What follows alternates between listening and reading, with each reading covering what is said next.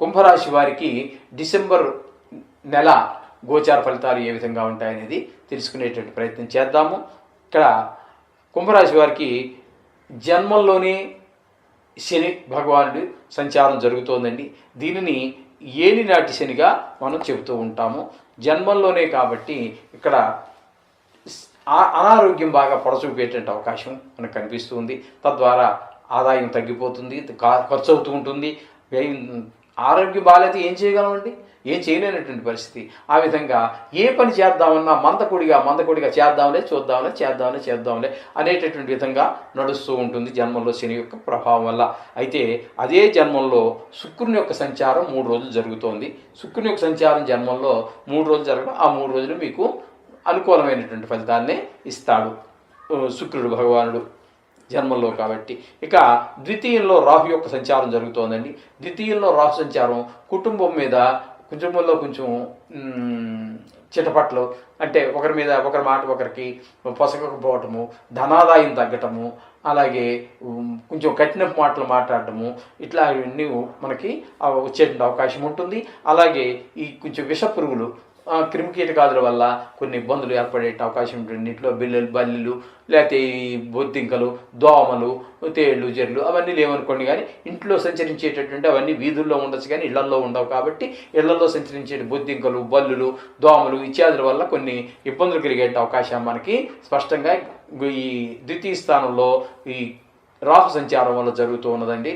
ఈ విధంగా జరుగుతుంది. ఇకపోతే తృతీయ స్థానంలో గురువు యొక్క సంచారంగా మనం చెప్పుకోవాలండి.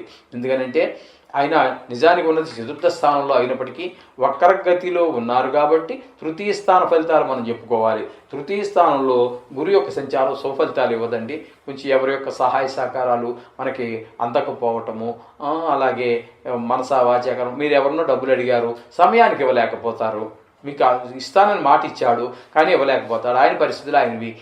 ఆయన పరిస్థితి మన మీద పడుతూ ఉంటుంది. ఎందుకంటే ఇంకో చేతిలోంచి మన చేతిలోకి రావాలి కాబట్టి. ఆ విధమైన ఫలితాలన్నీ కూడా తృతీయ గురువు వల్ల మనకి ఏర్పడుతూ ఉంటాయి. గురుబలం లేదని మనం చెప్పుకోవాలి. ఇకపోతే షష్టమ స్థానంలో కుజుని యొక్క సంచారం జరుగుతోంది. షష్టమ స్థానంలో కుజుని యొక్క సంచారం మనకి మంచి ఫలితాలనే ఇస్తుంది. అక్కడ ఏంటంటే మనకి ఆరోగ్యం బాగుంటుంది, అలాగే రుణాలు అవి లభిస్తూ ఉంటాయి, అప్పు కోసం చేసినటువంటి ప్రయత్నాలు లభిస్తూ ఉంటాయి. శత్రువులు మిత్రులుగా మారే అవకాశం ఉంటుంది.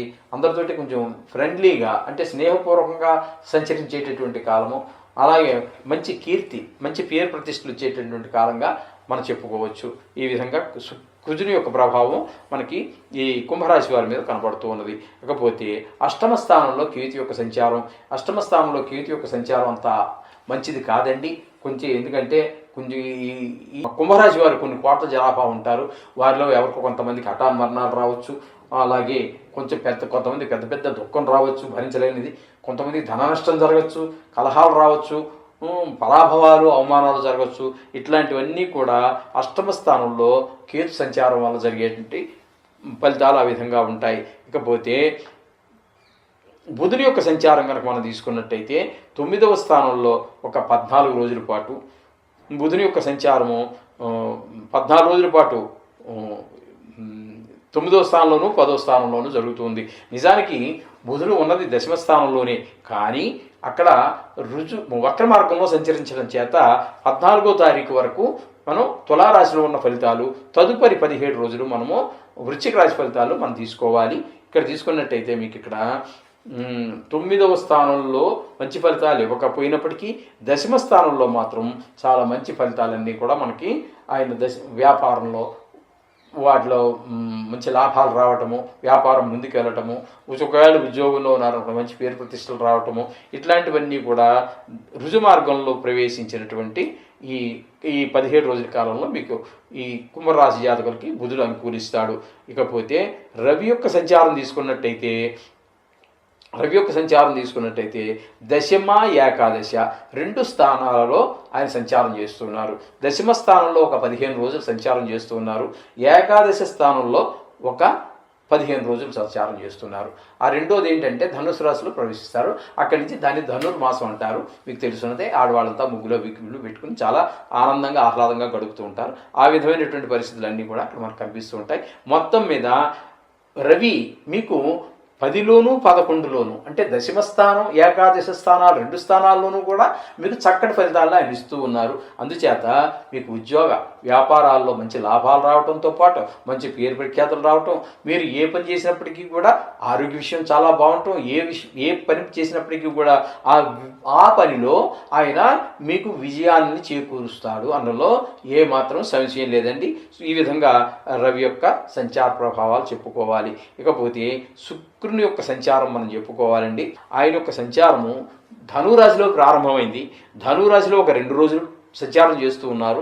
తదుపరి వ్యయస్థానంలో 26 రోజులు సంచారం చేస్తూ ఉన్నారు. తదుపరి ఆ 2 రోజులు జన్మంలో మొదట చెప్పుకున్నాం కాబట్టి ఈ 29 రోజులు కూడా 11, 12 స్థానాలలో కూడా శుక్రుడు అద్భుతమైనటువంటి ఫలితాలు ఇస్తాడండి. ఎందుకంటే 12వ స్థానంలో కూడా గోచార రీత్యా శుభ ఫలితాలు ఇచ్చేటటువంటి ఏకైక గ్రహము శుక్రగ్రహము మాత్రమే. ఇది గుర్తుపెట్టుకోండి. అందుచేత ఈ శుక్రుడు మీకు 3 రాశుల్లోనూ కూడా అనుకూలమైన ఫలితాలు ఇస్తున్నారు. అందుచేత మీకు షేర్ మార్కెట్లో పెట్టుబడి పెట్టేటటువంటి వారు ఎక్కడ పెట్టుబడి పెట్టాలనుకున్నా ఏమీ సంశయించక్కర్లేదు, శుక్ర భగవాన్ మీకు అనుకూలిస్తారు.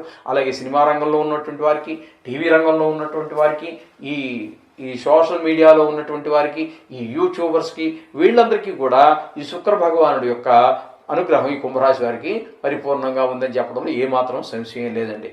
సహజం, కొన్ని గ్రహాల అనుకూలత, కొన్ని గ్రహాల ప్రతికూలత ఉంటుంది. మీరు నిత్యము నవగ్రహాల యొక్క మంత్రాలు చదువుకోండి. శుభం భూయాత్.